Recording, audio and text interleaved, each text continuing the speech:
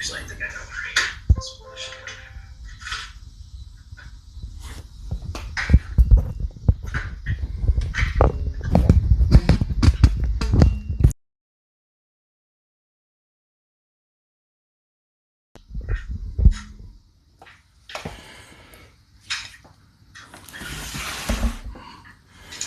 Here we go. We're multitasking like a motherfucker.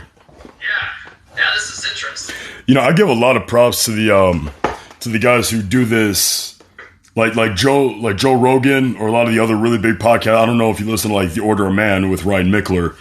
The guys that have the real nice setup and has it done like almost TV style. Yeah. Well, those guys have a shitload more money than I do. They also have sponsorships, which I heard helps a lot. Yeah, I have sponsorships, but so I have Duke Cannon, but Duke Cannon only pays me for what people buy. You know, it's a. Oh, I'm horrible at affiliate marketing. Yeah. Yeah, there we go. That should work. Yeah. Let's just send you another invite here. Oh, is this? How's that work? Is it just going to show up in my inbox here?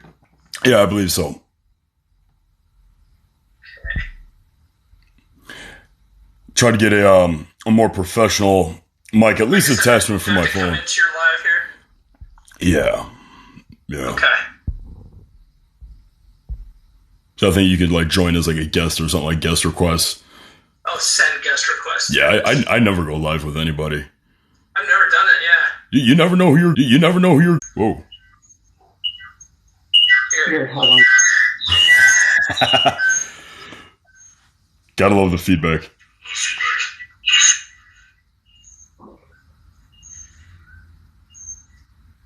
There we go. Yeah, the only problem with this now is we can go live on here, but I can't record. See, now you're deaf on both parts. I wonder if my mic is actually fucking anything. There we go. Now? Yeah. Okay. Yeah, I had my phone plugged into a charger. Yeah, I bought this little stupid shit. Hold on. Let's see if there's still feedback here. Hold on. Is there a echo? That's Terrible. Yeah, I can mute you on one. Well, yeah, we're not going to be able to record on Zoom though. No, I've never figured out how to record on Zoom. Yeah. Well, there's a button underneath. I can record on it, but yeah, it doesn't look like we can get both. We're going to get too much of audio feedback. Well, if we could at least get the audio on one and the video on the other, it won't be that hard to synchronize them. There we go. Yeah, we can clap. That's what we'll do. That's how they do that. All right. Then I will record the video then. All right, and I'm pretty sure I got the audio here. At least that's what my audio app says. Cool. All right, here. There's a clap for you. You should be able to sync the spike. There you go. All right. Ready? 3, 2, 1. All right, guys. Welcome to the live recording of the Uncrowned Kings podcast. We're with my man, Paul. I don't want to butcher your last name, so I'm not even going to try, but you are the host of the Oh Come On Man podcast, and you've got some great stuff. I've been watching a lot of your videos. Why don't you tell a little bit of the people about, what you're doing and kind of what you're about? Yeah, so maybe a year ago, beginning of 2020, I was after about a half a year of just floundering around on the dating circuit, I was like, what the hell am I doing wrong with women? So I sort of went on a knowledge quest last year, started studying a bunch of psychology books on what women respond to, stuff like that. And then it's sort of like that whole process ends up leading you on this journey of being a better person, because women like successful guys, so to be successful, you got to do certain things. You got to have a certain mentality, you got to stay fit, stuff like that. And it's funny. It just ends up being like this whole journey on being a better man in general. I also started studying a bunch of books that sort of led me down the road on men's issues and stuff like that, stuff that I didn't even realize, you know. So sometime last year, I'm in a Facebook group. It's like an exclusive Facebook group for students of this type of thing. And I reached out to the Facebook group owner and I was like, hey man, what do you think about me starting a podcast just for the group? And that's how it started. It started just me and the guys in this Facebook community.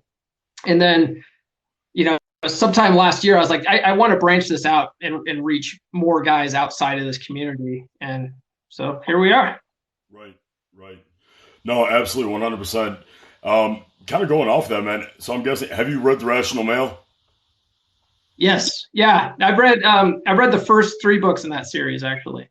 I heard there was 3. I only got recommendation for the first one from an old master sergeant. This dude saved me from an engagement that I had absolutely no business being in whatsoever. Now, what he had done was military, married 3 times, divorced 3 times, and he just simply has been through it all, seen it all. He sat me down, looked at me, and said, before you even think about going further with any of this, including any further relationships, read this book. Yeah.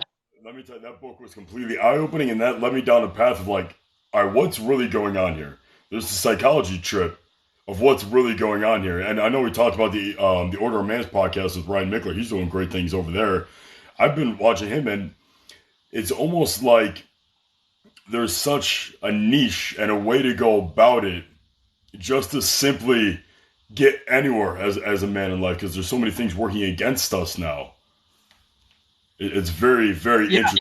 It's almost heartbreaking at that. Yeah, I agree. Yeah, one thing I would say though about The Rational Male is it's a great book, but men I don't think should read it if they've just gone through a breakup, because it's a very like cynical book, especially if you listen to it on audio. The voice actor Sam Bada is the voice actor for that. He just reads it in this like condescending, like cynical tone that if you're in the wrong mindset, you're gonna like, I hate women. You're like, there's all these, like, you've heard of red pill rage, you know, yeah. A lot of those guys end up that way because they went through a bad breakup and then they read The Rational Male, you know? Yeah, no, I could totally see where you come from with that. And this is kind of like what I'm doing. So even if our movement is pro-man, right? It's pro-men's motivation, mental health, you know, getting the best quality of life. It does not, however, mean we are anti-woman. That's where it seems to, people seem that it crosses the line. They're like, oh, you're pro-guy, so that means you're a misogynist. Like, no, that's not even the case. I'm a big believer that if you have a good, strong man who's constantly growing, you know, striving to be better in himself in every way facet of life, that will in turn be better for the woman in a relationship and as a leader of the household, just as collateral. Yeah, no, I agree 100%. Like like I think most men, including myself, I was raised where like my dad, you know, bless his heart, he raised me with the philosophy that husbands are like the Indians in old Westerns, right? They always lose. And he just had this mentality that like my mom was the boss and she would walk all over him. And like I was just raised like that's how it is. And I've come to learn that women actually want like strong men. They want leadership in that role. They want you to set the tone, take the lead. And that's mind blowing for me, because a lot of this stuff on my channel is about that. I get a lot of women that are, you know, they get pissed at me. They say I'm playing games, and I'm like, it's not about playing games, really. It's about reprogramming some of these guys' minds, because they've been raised with this blue pill fantasy that doesn't exist. And, you know, the sad thing about it is this whole, like, you know, I don't want to say like the F word as far as like feminism, but the modern feminist movement is sort of pushed to make men less masculine And a lot of women are like, yeah, that's how it should be. But then they turn around now after, 30, 40 years of this stuff, and they're like, where are all the real men at? Absolutely, 100%. I literally just made a video about it the other day. And no, you're absolutely right. And even if you look at statistically, looking at testosterone of men throughout the past, 30, 40 years, it is on a decline, right? Yeah. It's sad that, what was it? Because Ryan Mickler literally talked about this just the other day, how a man's testosterone when he's 30 is pretty much about the same testosterone level of a man when he's 60. So that decrease creates such weaker men. There's a lack of good male role models in the household and in the world in general. And it's like, it just blows my mind. People don't understand the bigger picture. So I want to get your take on this, just bigger picture, right? So, in my opinion, the feminine movement, which was great in its core, they had the right idea, right? But then, just because we are human and we are susceptible to human greed, ideology, materialism, full instinct, anything that is innately man-made or human, whatever you want to call it, eventually it for the wrong purpose and has taken too far. That's kind of like what's happened to the feminist movement. They took it too far. So what had happened was, it screwed women over by stripping away the thing that made them absolutely special and unique and amazing. It took away their femininity. Men didn't want women to be just as equal as them in terms of workforce and strength. We literally want you to be man. No, we don't want to date another one of the bros. That's not the point. If I wanted that, I'd hit up my buddy Doug. He's fucking fantastic. I love him. But it stripped away what made them absolutely amazing and beautiful. That comfort, being able to turn a house into a home, being able to be a man's emotional support, unlike just simply going to the guys. Be able to have that connection with intimacy. And what had happened was, men are being stripped away of their masculinity. So now all these young boys, and if you ever see the statistic of a father's household for his son, destroyed. Absolutely destroyed. The more like drop out of school, get into jail, become homeless, get into crimes, everything. Right? So now that young son, that young child, his only influence is from female mother, female teacher, coaches, whatever, with no male role models. Now, a woman is great in the early stages of a childhood. They need that comfort. They need that love. They need everything of that sort. The dad's role is to show you, hey, here's how to be a fucking adult. Here's how to take shit when life throws it at you. And here's how to actually provide and give back in this world. But the mother will teach the son how to show his emotions from a woman's standpoint, which is wrong. Because that son is going to, and I get a lot of comments, I try to teach my son, to share his emotions and share his feelings. That's great. Good on you for trying to do your due diligence. I will never rip on a mother who's doing the best that she can to raise her children. Nothing wrong with that. However, he's going to take that and he's going to go into the big boy world and he's going to try to do what his mom taught him on a woman and then wonder what he did wrong when she goes and sleeps with the more dominant, masculine showing male. And then he's going to sit there and go, what in the actual fuck? And then he's going to get buttered, and then it's going to build resentment.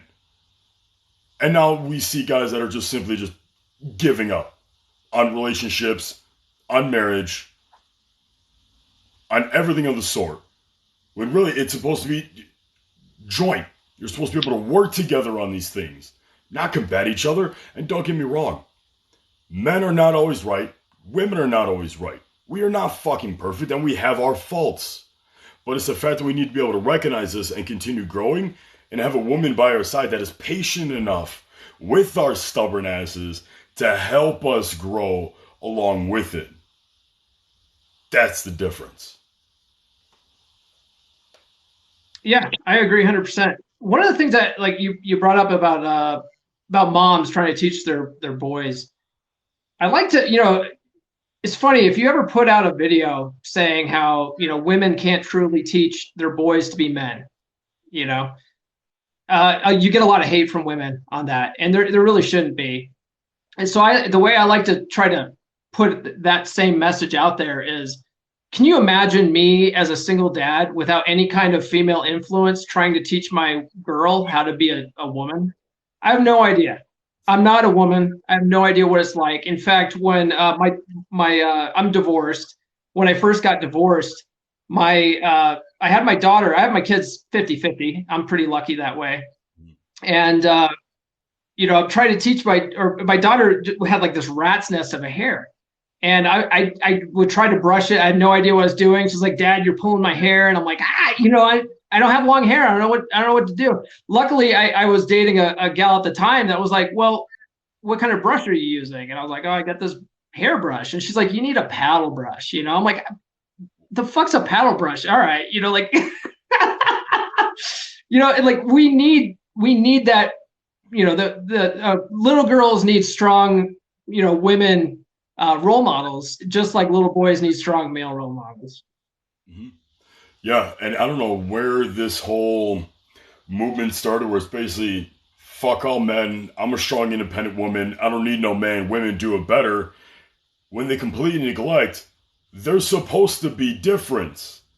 We are not equal. We are equal of value as human beings, and our emotions and life force are valued respectively. However, we are not physically the same. We are not hormonally the same. We are not biochemically the same. There's the difference. We're supposed to just simply, how do I put it, complement each other's differences. Right? Yeah. Actually, we were talking about Rational Male.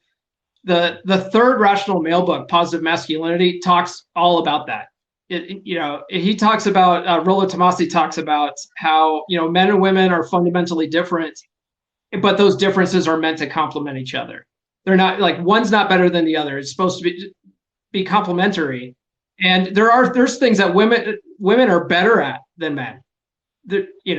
I would venture to say, although we do our best, I would say women are traditionally better at child rearing than men are. Men do a good job. I think, I do a pretty good job with my kids, but, and obviously there's some dads that do better than some moms, but in general, we're speaking generally here.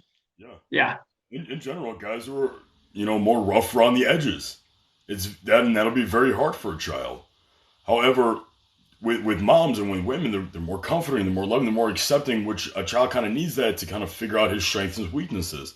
However, what we're doing is we're just catering to everyone who gets offended or, doesn't agree with something. And that's really just building a society of not only weak men, but just weak people in general. Even Joe Rogan touched on this topic of, the hard times bring strong men bring easy times bring weak men. Right now we are in weak men and hard times. So something has got to change. Right? We need to start putting our foot down with, hey, you're not gonna treat us this way. Hey, you guys need to start allowing us we were created to do. I know a lot of people are gonna rip on me for that one, but I believe we were all created with a purpose, by a divine creator. That's just where I stand. That's my opinion. You don't have to agree with me. You don't. It is what it is. But we have a purpose. Our purpose is to provide, be a leader, be a protector. And when we're taken out of that context, why do you think so many men are all depressed? They have no purpose. They have no drive. They got taken out of the thing that made them who they were. And they were told not to. Yeah, absolutely. There's a whole movement too now, of men that they start learning this stuff, or they actually don't learn this stuff. They just, kind of feel like, they have no other way out. So they end up taking their own life. It's pretty sad. It's pretty sad. There's one thing that I actually teach on my videos, and I get a lot of hate for, and that's how you really shouldn't go like crying to your girl, like don't bring your problems to your woman, like take it to your boys or take it to a therapist or something like that. Right. I get so much hate from like women saying, don't teach guys that, like men are killing themselves. It's like, well, no, I think a lot of it's because they go to women and they tell them their problems, and their women are like, you're weak, and they leave. So they feel like they can't talk to the one person that they're supposed to be closest to. But it's like, guys, just avoid that altogether. Get some good, solid male friends and talk to them instead. Right. Absolutely. And Jordan Peterson even touched on that. You have to be vulnerable with your woman. It's good to be vulnerable with your woman, not weak around your woman. There's a difference, and a lot of people get these confused. When you are vulnerable with your woman, you're showing her your humanity. You're showing her you're not just a working machine. You're not just an animal. You're showing her your humanity. However, when you're weak around a woman, you're crying over fucking spilled milk. You're showing her you can't handle your shit. Time and time again, I've tried to express my emotions. Not to my fault, it's just I'm fucking human. You're there, I want to talk to you, you're my partner, I expect you to want to listen. And almost time and time again, that seemed to have failed. And then they wonder why I go to other people to talk to. Well, it's like, one, I need to be able to vent without getting shit on for it. Sometimes when I need to vent, it doesn't come out the most appropriate. I understand that. Either way, it's just moving forward. I need to move forward in some way, shape, or form.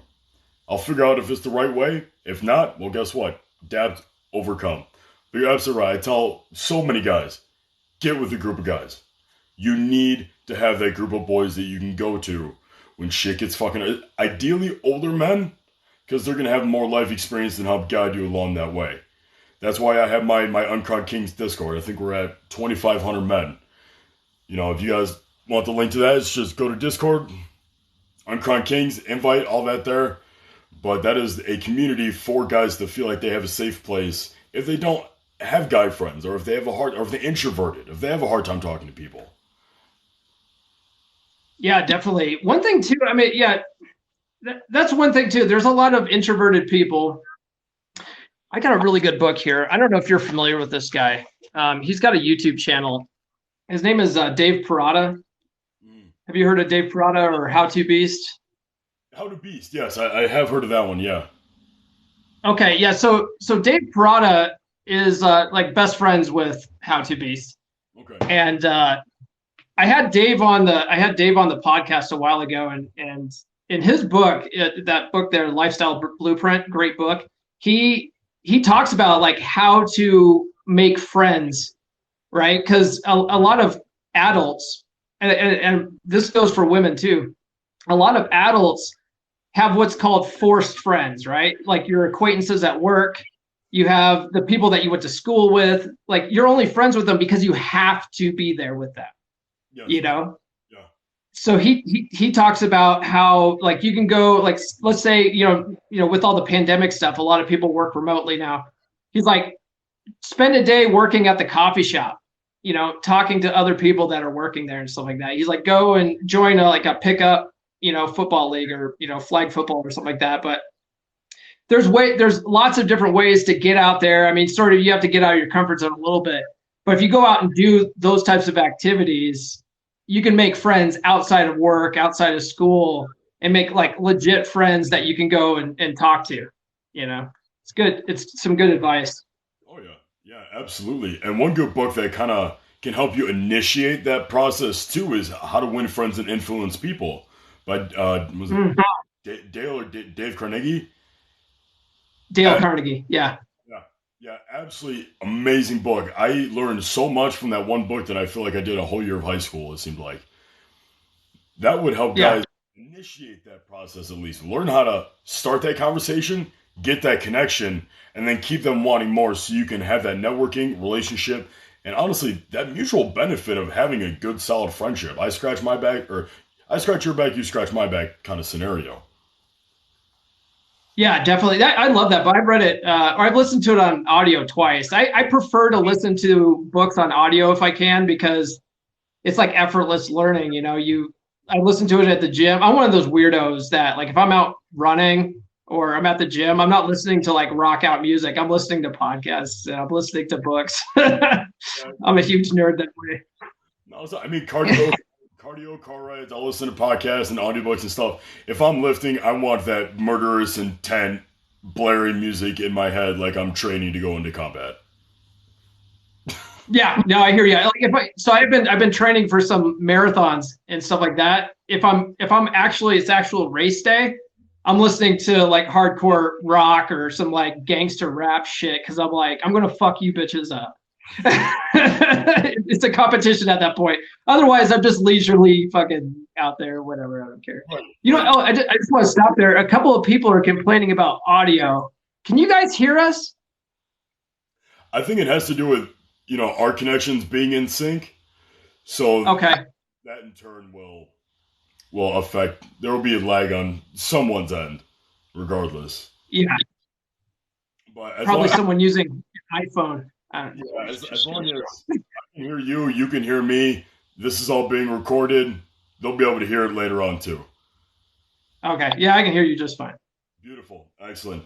So moving forward, if I could ask you one question, if you can give a guy one piece of advice in the dating scene right now, as a younger dude going out in the world, dating's really fucking scary right now. You're either too toxic, too controlling, too whatever. No one can get on the same fucking page anymore. Mm-hmm. So, what would be your advice thus far? Oh, I've got lots of advice for that, but I will say, if you can get a date with a girl, because that's a big complaint I get is, how are you even getting dates? But if you can get a date with a girl, the number one game changer that I found when I was dating was if you like her on a first date, always go for a kiss. Just go for it. Don't ask her. Don't be like, may I kiss you? That's a pussy move. Just go for it. Right? If she doesn't like it, she'll like turn her head or move her head back or, go in for a hug or something like that. But then if she likes you or not. It's the ultimate test of interest. If she, I've done it. I've been on the dating circuit for like 2 years now. I've got a girlfriend now, but it works. It's like 99.9% of the time. Women are receptive to it and they like it.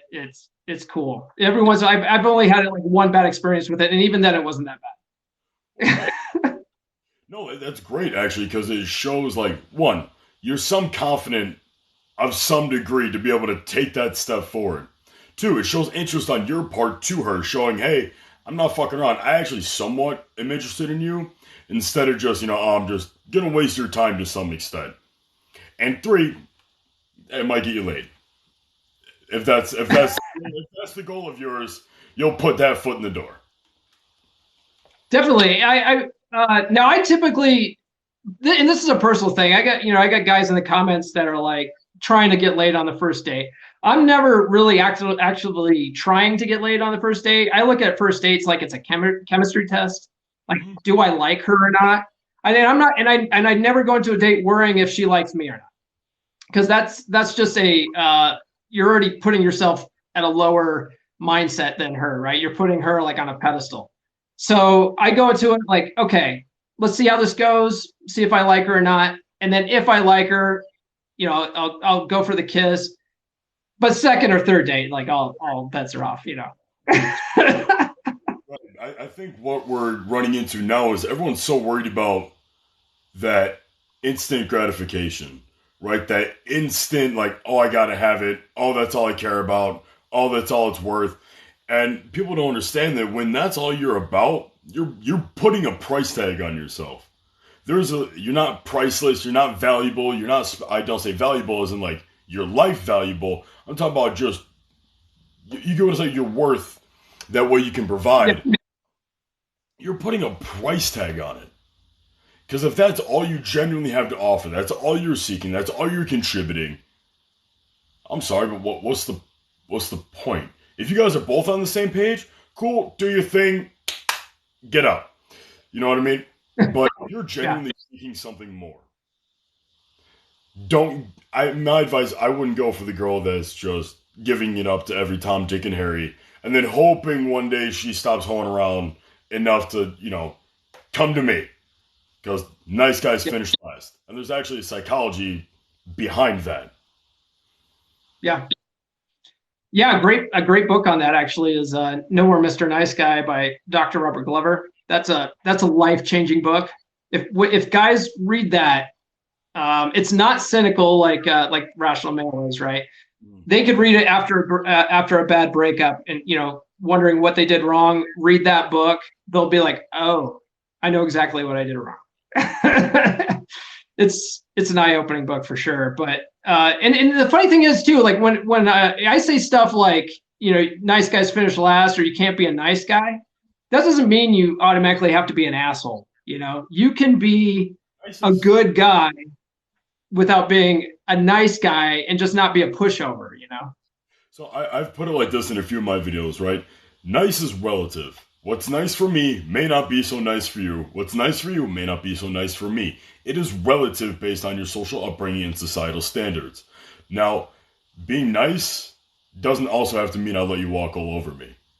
Having that self-respect is a lot more attractive than just being a bitch and just being walked all over. That's why you get men that are saying, "Oh, my woman doesn't respect me." Well, it's like, you let her disrespect you. You let her walk all over you. And that's where you can really test a woman's true colors, is that if she tries to do those shit tests on you, and she tries to walk all over you, but you're not having it, right? You try to put your foot down, you try to have that self-respect, and she lashes out at you, she wanted that control, and she doesn't like the fact that you're trying to take that control back. That's a huge red flag. Yeah, one thing that the author of Nowhere Mr. Nice Guy says, I don't know, he's got a couple of books out there, and I've read them both. But one of the things that he said was, like, I think it was in his second marriage or whatever. This is where, like, after his second marriage, he finally decided to start figuring out what the hell he was doing wrong. Well, as most of us do. And one of the things that he put in the book that his one of his ex-wives said to him was, "Look, if you can't stand up to me, how can I expect you to stand up for me?" So it's a psychology thing too. Like, women almost want you to not let them walk all over you, because they want a strong man that sets the tone and takes the lead. They want a leader. Yeah. And if they can walk all over you, then you're not the leader for them. Oh, absolutely. Absolutely. And again, we kind of touched on this in the beginning. We also have to remember, too, we are not perfect again. It's not always women trying to shit test us or whatever. We have our faults, too. But we need to be able to, again, see both sides. That's a huge issue that I've been seeing a lot with this younger generation of women, is that they don't want to see both sides. Because when they see both sides, truth causes self-accountability.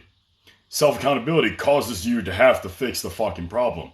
Guys are problem solvers. If a gentleman is open to actually solving the problem and fixing himself, he will hear out both sides and understand. We just lost him. Hold on. Yeah, we just lost you.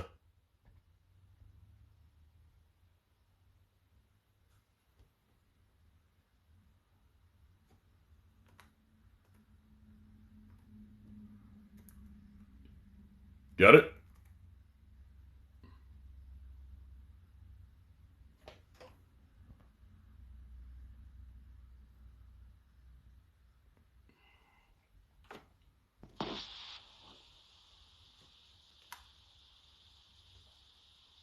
Man, TikTok is That's all right. That's all right. We'll edit that one out. the magic of editing. Right. What I was trying to say was basically, when you have to see both sides, right, it has that self-accountability, because especially in a relationship and especially in a breakup too, it's not always one person. Something had to have caused that to lead up to whatever. Play both sides. Have that open ear. A guy's a fixer. He would want to take that and try to fix the problem. He'll try to work on himself. That's why I always say, a relationship will fail when the woman's unhappy. Because if the guy's unhappy, well, he's going to have to work to fucking fix that shit. If a woman's unhappy, it's, well, why are we even bothering? Why even try to fix anything? And this is just from my own personal experience, my friends' experiences. It's like, is it really that hard just to try to improve on yourself and fix the fucking issue? I know I'm not perfect, but I will actively try to fix it as long as I see you're actively trying to fix it along with me. I'm not going to be the only one continuing to fight. Yeah, I hear you on that. One thing too, like a book that I talk about a lot is How to Be a 3% Man by Corey Wayne. And in that book, he actually that book is a phenomenal book because it runs the gambit of like meeting women, like pickup, dating women, all the way to like a relationship, if that's what your goal is. And he talks about like how to maintain a relationship, how to be an active listener and stuff like that. And basically his thing is if you're the leader in the relationship, then it is your job. You're the captain of the ship. So like you do need to sort of, if things aren't going right, you need to constantly basically be monitoring your woman's attraction level. And if it starts to dip, then you need to start putting in a little bit of more work, you know. And that just goes with the territory of being a man, you know.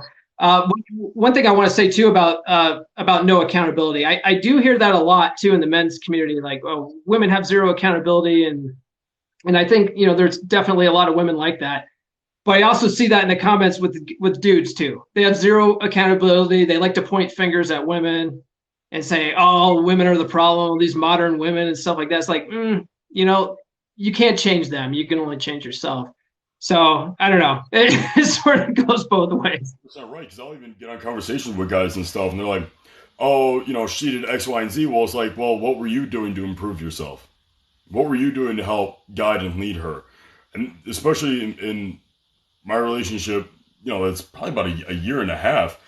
I've learned so much in terms of holding myself accountable and being like, well, here's where I was lacking, which caused this toxicity or this trauma or, you know, this to happen, because you could see it happening.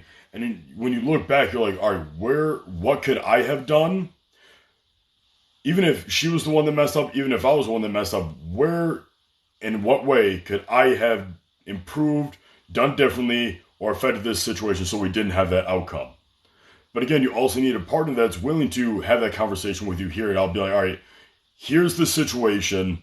How do we both address this moving forward? And not a lot of people want that cooperation. They want to point fingers. Yeah. He wants to point the finger at the woman. The woman wants to point the finger at the guy. It's like, no, we're both fucked up.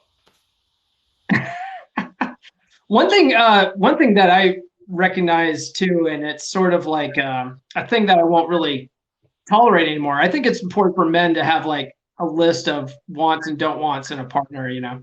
And one of the things that I want in a partner is someone that has good communication with me. Because I was with a gal, I talk about her on my podcast all the time. But I was with this gal after my divorce for like 4.5 years, and she just had a hard time verbalizing things. She would just sort of shut down and like just let things bother her and then not come and talk to me about that stuff. And then next thing I know, you know, she's unhappy in the relationship and like, you know, we ended up breaking up. And I'm like, what the fuck happened? You know? And she's like, well, I tried to talk to you about it. I'm like, no, you didn't. You know, you never tried to talk to me about it. What are you talking about? So I don't know. But yeah, I think that it's important to have that good communication with people at the end of the day. Yeah. See, my biggest, I guess, downfall has always been, you know, when a situation really starts to escalate, I want to do my best to de-escalate the situation. We're going to sit down. We're going to talk about it. I don't want you to just run away because nothing's going to get solved. You're going to stay in that negative mindset, and we're going to keep going. But if they don't want to de-escalate the situation, then it's like trying to, you know, shake a soda can and pop it. All that pressure is going to build up until it finally explodes, and now you're kind of fucked. That's what I've kind of noticed, at least in my experiences. So it's like, I'm at to the point now where if need to, it's like, if you want to walk out, walk out. There's really nothing. You are going to be in your own mindset, and there's nothing I could do or say or whatever to calm your ass down so we can move forward with this. Fine. Yeah. I will say this. A lot of guys, and myself was included in that, a lot of guys get reactionary when it comes to like arguments with their women. And I used to get to the point where I get like fuming mad and stuff like that. And then it was like, honey, I can't talk to you right now. I need some space to calm down before we can talk like rational people. But one of the things I've learned on this journey of learning about women and stuff like that is to not be reactionary. And it's almost better to be either just be indifferent, like supreme indifference, or, they say like there's two ways to handle a shit test: extreme indifference or agree and amplify, right? So those are your two options. But I think in an argument, it's best to just be very like stoic, calm, not reactionary, and that makes all the difference in the world. Yeah, and people don't realize how hard that can be when your partner knows you very well and they know how to push every right button that gets right underneath your skin. My ex-wife was like that. My ex-wife, she was the kind of person that knew how to like she didn't fight fair, like instead of just like arguing the point or whatever, she used to like to throw insults and stuff like that, which is not a healthy thing to do in a relationship. If you love someone, like insulting them is not the right way of going about arguing. That's a shitty thing to do to somebody. So she used to like hurl insults at me until like I was losing my shit, and then I'm the bad guy for losing my shit.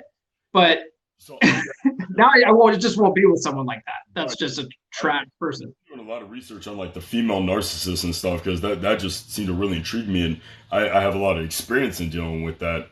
And because I thought I was going crazy in the point. And granted, again, I'm not perfect. I know where I fucked up in the relationship in the past, but I also had to take a step back and take a look and be like, all right, what led me to make this situation the way it is? And what had happened was they'll build up. They'll push all the buttons, keep it going until the point, like you said, you lash out or you finally snap, because we're human. We can only take so much. And then now you're the bad guy for almost defending yourself, but it's not defending yourself in the healthiest manner because you've been pushed over the edge like that. At that point, the entire situation is way too toxic. You both need to separate, and you both need to either cool down, come back together, and try it again, or if it's too toxic, you take the L. Yeah, the way I look at it now, and I feel like a lot of men should do this, because a lot of men don't. A lot of men have no standards. A lot of men take what they can get, and you hear this a lot. Like women file for most of the divorces is because a lot of men like are afraid to be alone and shit. But once you learn some of this stuff, you realize that you have options. You're not going to be alone forever. There's another bus every 15 minutes, I always say. And I got that from Corey Wayne. And you don't have to tolerate that shit. Like if you're in a relationship and someone's doing this kind of stuff to you, like she's donezo. Get out. I don't need that in my life, I always thought it was really interesting looking at the statistics of marriage and divorces and everything, because there's always a lot of pointing fingers. Like, yes, we can say most of divorces are started by women. Well, then they will go, well, most causes for divorce is infidelity. And then in reality, if you look at it, pretty much right up there with the infidelity is financial struggles. Like a guy loses his job, he loses his source of income, he gets, a demotion or, terminated with his job. But marriage and stuff like that is never, ever black and white like that. It's a very gray area. So when you say infidelity, oh, the man's the one that cheated, well, we're fucking stupid. We don't hide that shit, especially now with social media and technology and everything. We don't really hide that shit or cover our tracks as well as women do. So yes, you can study infidelity, but that's only for the people that either got caught or admitted to it. That's excluding all the ones that got away with it, that didn't admit it, or what you deem as infidelity versus not infidelity, whether that's actually going out and sleeping with someone, whether that's emotional infidelity, or whether that's liking a girl's picture on social media and they call it infidelity and now there's divorce. It's never that black and white. No, never. One thing too, I want to just touch on, you talked about like a lot of divorces happen when a guy loses his job. And like at face value, a lot of guys will point at that and be like, see, women, all they want is money.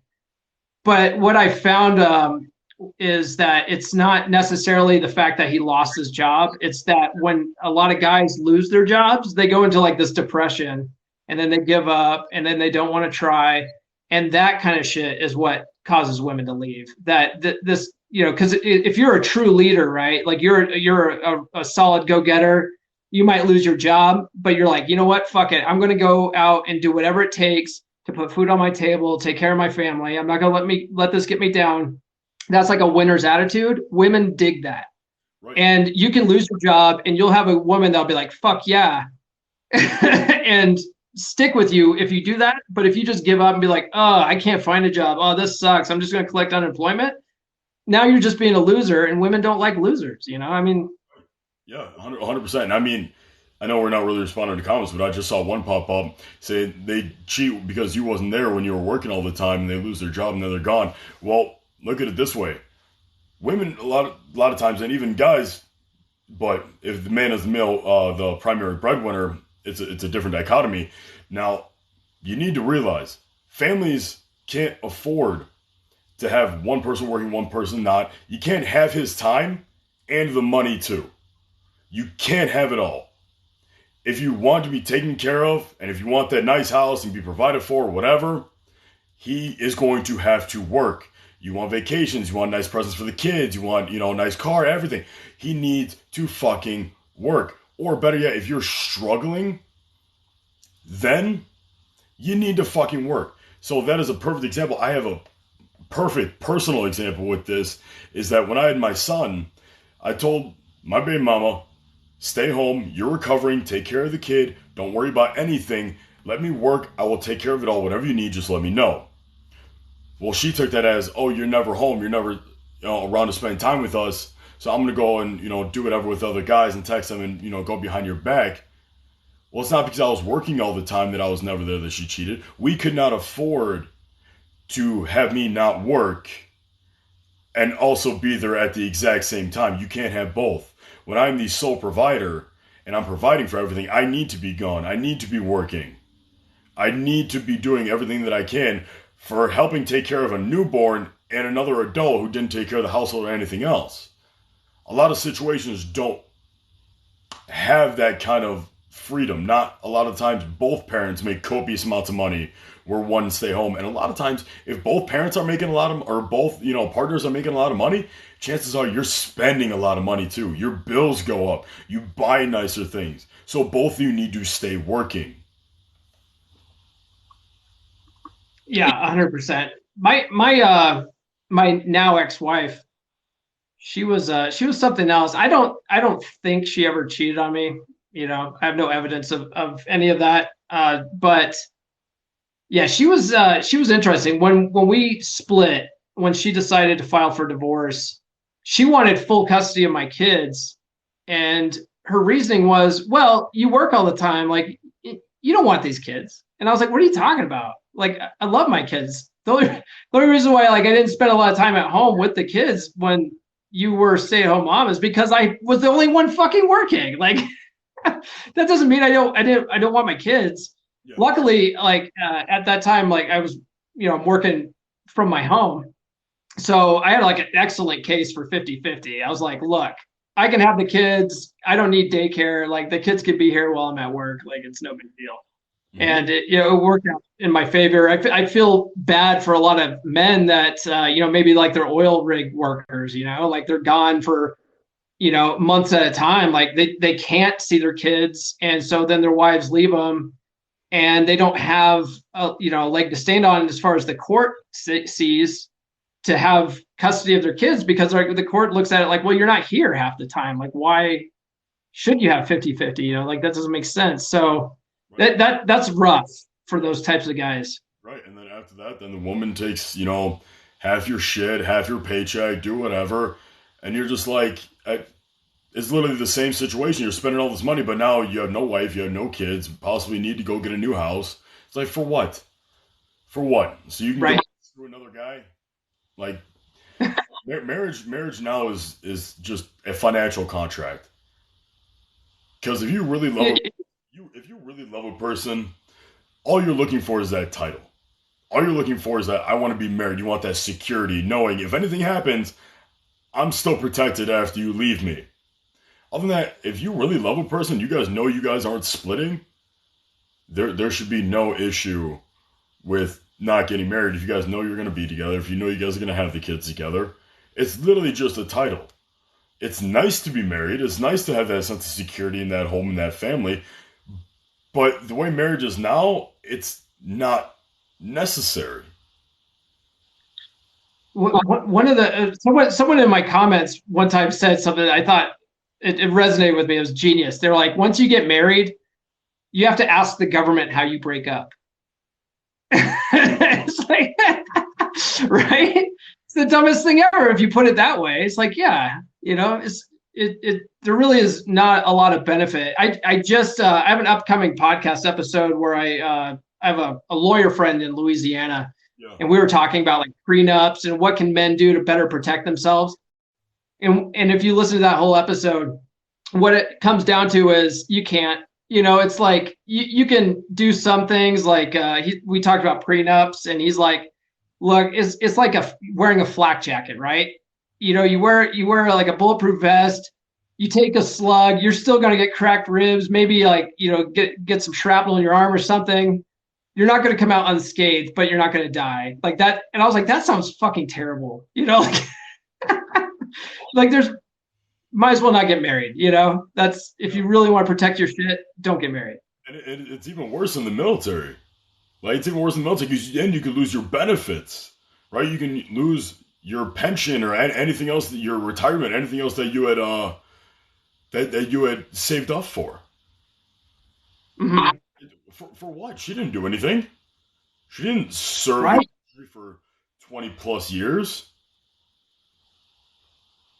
Yeah, that's one of the things I talk about too, is like, with this modern feminist movement and everything, with all this hashtag equality going around, alimony shouldn't exist anymore, because women have every opportunity out there that men do. Get an education. Phone died.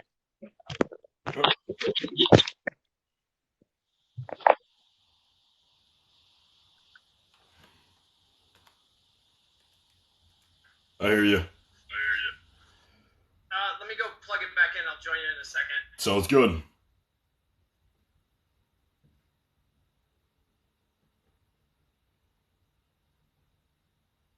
This podcast is going to need some good editing.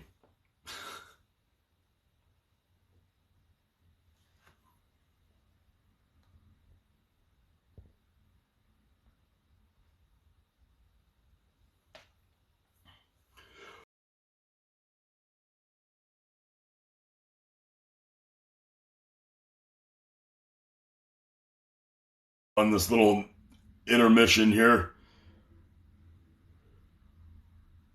We might have to just scrap this video. Oh, you think so? Yeah, I don't have... hold on one second here.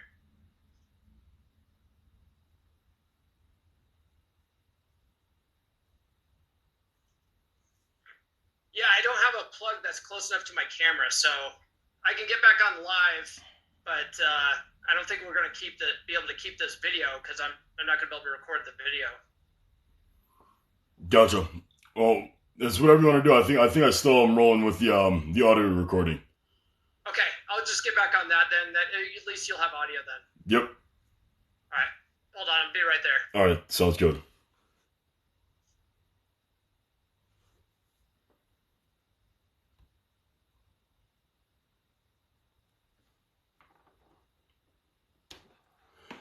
All right. So while we're on this little intermission, guys, if you guys haven't got the chance to check out any of the stuff the Uncrowned Kings community offers, between the merch, the podcast that we're doing right now, the community Discord, along with any coaching or memberships that we offer, I'm going to be coming on with a lot more stuff. Hopefully here soon in the near future, the more I hustle and bustle and keep working at it.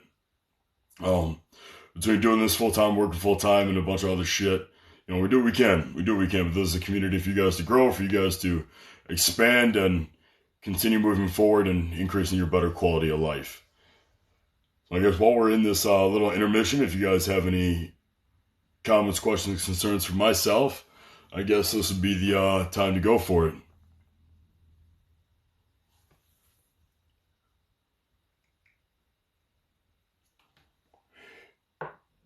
This podcast is going to need so much editing. That's all right, though. I got a guy for it. I got a guy. Yeah. The Uncrowned Kings movement. Let's move forward here. All right. Yeah, I figured try something new. If we tried live streaming the recording of the podcast, figured that'd be kind of cool for you guys to be able to see kind of live what's really going on behind the scenes, and then even cooler just to see it all come together on Spotify or something. Then we'll try to figure it out, see if we can get it on YouTube as well.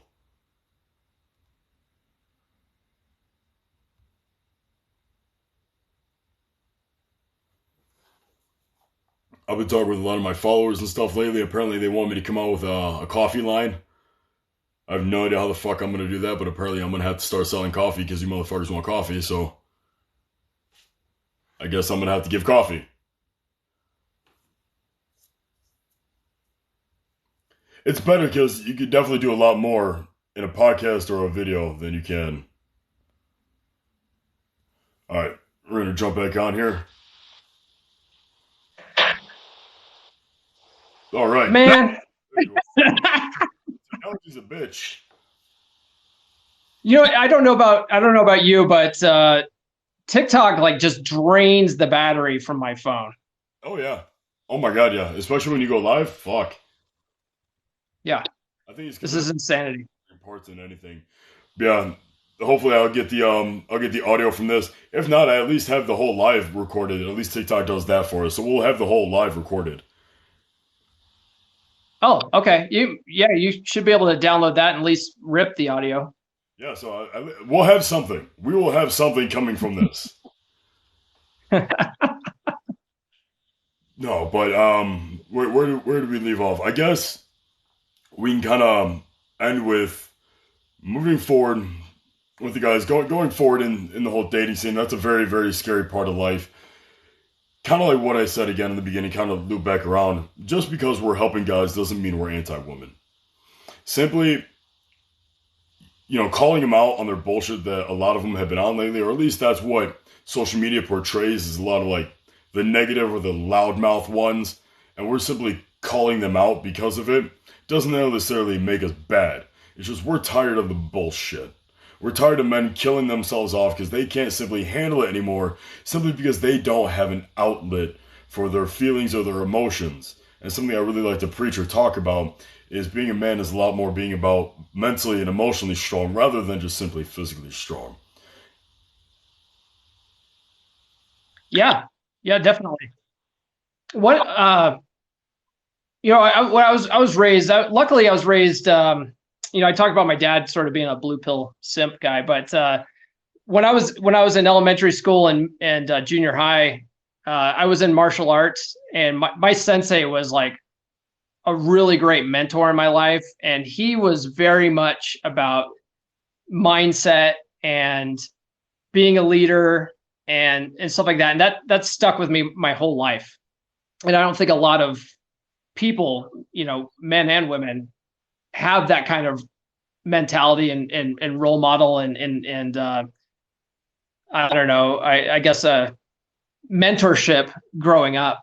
And you know, and then also my time in the military taught me to have, you know, a good mindset about things, because there's a lot of shit that sucks in the military. You were in the you were in the Army? Marine Corps. Sorry.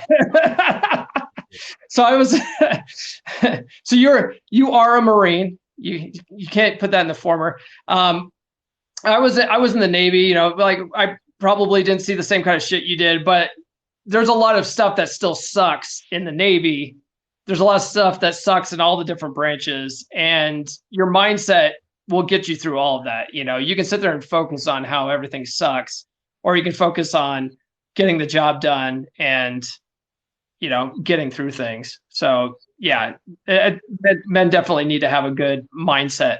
Yeah, that's why I've always hated the term man up, right? When someone tells you to man up, because when they're telling you to man up, a lot of times it's not just simply to get a job done. If there's a job that needs to be done, oh, you don't want to fucking go mow the lawn or do the 8-mile hike. It's like, okay, no, now you kind of need to man up, grow some fucking nuts, and get the job done. What you do not need to, quote unquote, man up for is when you're dealing with depression, anxiety, trauma, PTSD, all the other shit that we keep bottled inside. You shouldn't man up for that. You need to be able to learn how to express that appropriately around the right people at the right time, and especially in the right way.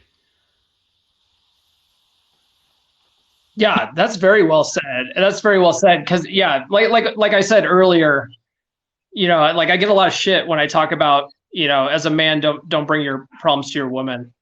But that doesn't mean you can't talk about it to people. It doesn't mean you can't have feelings. It just means, have a good group of supportive male friends. Like go see a professional therapist. If Right. there are avenues for you. That'll benefit guys a lot more than I think they realize. I'm actually gonna try to look into some therapy for myself because I've had so much going on in my head, especially in the past year, just to be able to let that out.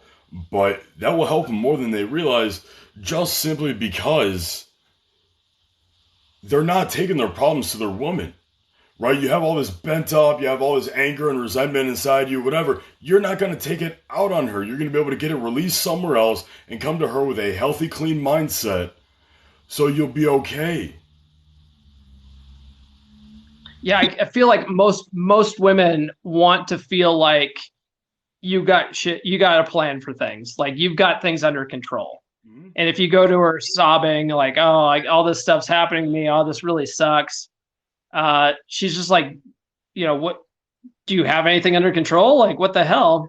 Yeah. Eventually she loses attraction and eventually she'll leave. It's like, you need to, I always say too, like, if you have to bring a problem to your woman, you better also come with a solution too. Be like, oh man, this really sucked today. This was really hard on me, but I'm learning from it, or you know what, we got it under control. It'll be better next week. Put a positive spin on that shit. As best as you can. Yeah, absolutely. Well, do you have any closing thoughts? Where can people find you? What are you doing? What are you... Closing thoughts? No. I don't have any closing thoughts. I will say, what's that? So we covered a lot. We really did. Yeah, we did. I will say to people, you can find me, obviously at Come On Man Pod on TikTok. If you go to comeonmanpodcast.com, that'll take you to the audio version of my podcast. You can find me on YouTube also. I have new episodes every Monday. Awesome. Good deal. Well, all right, Paul, it was an absolute pleasure talking with you, man. We'll definitely have to do this again soon. I'll be more than happy to be a guest on your podcast, and we'll get some stuff figured out. We'll definitely help some guys. Yeah, after this, let's connect again on Zoom so we can work out some details on other things. Yeah, just give me like a maybe like a 5-minute intermission or a 10-minute intermission so I can go to the bathroom and collect myself. Yeah. Yeah. Dude, same. Yeah. All right, man. All right, take care. All right, man.